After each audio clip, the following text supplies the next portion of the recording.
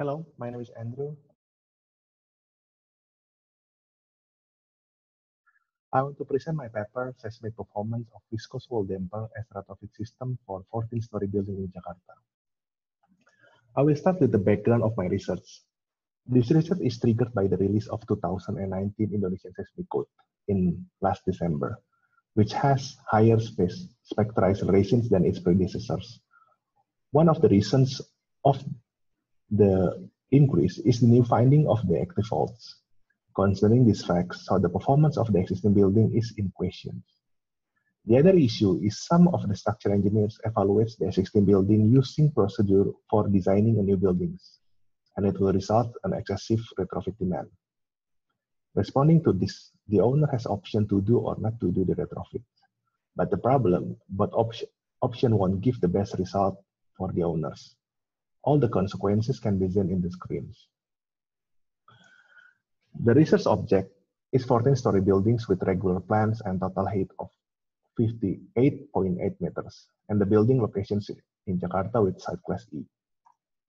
In short, I'm designing the research object using linear dynamic analysis in accordance with 2002 Indonesian Code, and I'm evaluating and retrofitting it if necessary using the nonlinear dynamic analysis in accordance to 2009 Indonesian Code and IEC 4117. The type of damper I'm using for the retrofit is viscous wall damper.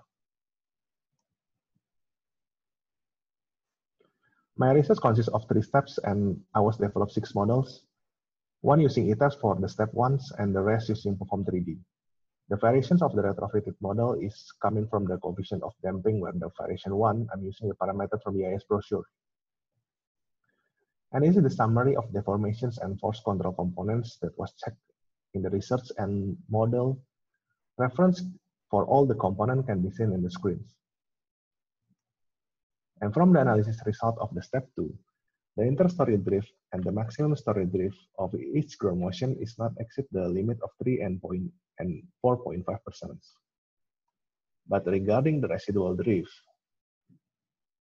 the mean residual drift is exceed the limits of 1%, and some ground motions exceed the 1.5% limits. And besides this, there are some unacceptable response for the force control elements. So the existing doesn't meet the target performance, and the buildings need to be retrofitted. And this is the result for the step 3, the performance of the retrofitted buildings, where the performance in terms of interstory drift and the residual drift increased significantly by installing the dampers. And the performance between variations 1 to 4 is quite similar and negligible, just about 1 to 7% difference. And all is met with the limit. And the effect of damper for force and deformations control component is quite similar, where the beams and axial in wall fiber is improved. But specifically for the supporting element for the damper, such as the columns and wall next to the damper, is decreased due to the increase in shear force and axial force. So we have to cross-look for the components that supporting the dampers or attached by the damper. And this is the performance of deformations control components, and which is quite similar with the force control components. And the conclusions on the research are: the 14-story buildings originally designed in accordance to 2002 Indonesian codes cannot meet the target performance specified in IEC 4117, where the ground motions is matched to spectra from 2019 Indonesian seismic codes. And the retrofit using viscous wall damper increased the building performance significantly in terms of interstory drift and residual drift. And there are increase in shear axial force in the column and wall supporting the viscous wall damper.